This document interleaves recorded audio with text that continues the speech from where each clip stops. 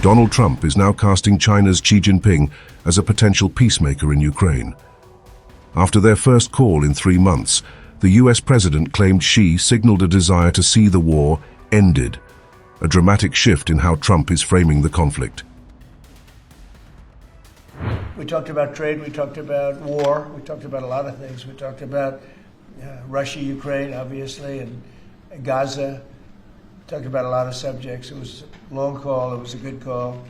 We have a very good relationship.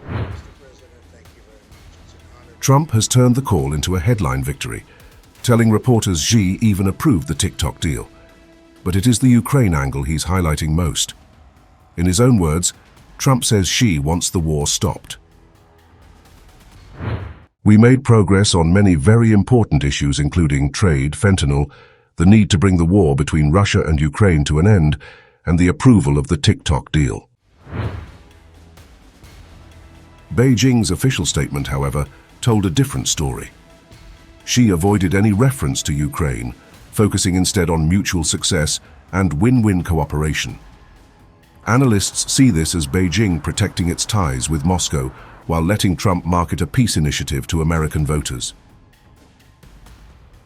The timing is no accident.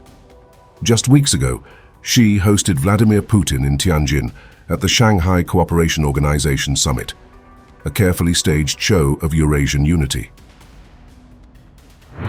Our organization is consistently increasing its influence in resolving current international issues, and the SCO makes a tangible contribution to strengthening cooperation and mutual trust throughout Eurasia.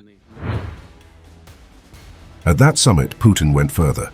He said the SCO, and especially China, was already helping pave the way for a settlement in Ukraine.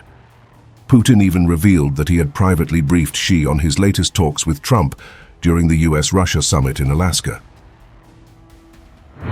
We highly appreciate the efforts and proposals of China, India, and our other partners aimed at facilitating the settlement of the Ukrainian crisis. Yesterday, during lunch with Chairman Xi, I informed him in detail about what we achieved in negotiations with the US president. That disclosure is crucial. It shows Putin still sees Xi as his first sounding board on Ukraine before Washington. For Trump, this relationship is not a problem. It is the leverage he wants to tap. Trump is selling Xi's bond with Putin as the only bridge to peace. But for Xi, ambiguity remains the strategy. Publicly, he champions dialogue. Privately, he deepens ties with Moscow.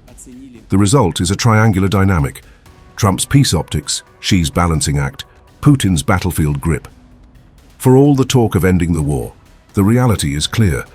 Any settlement will depend on what Xi asks of Putin and what Putin is willing to concede.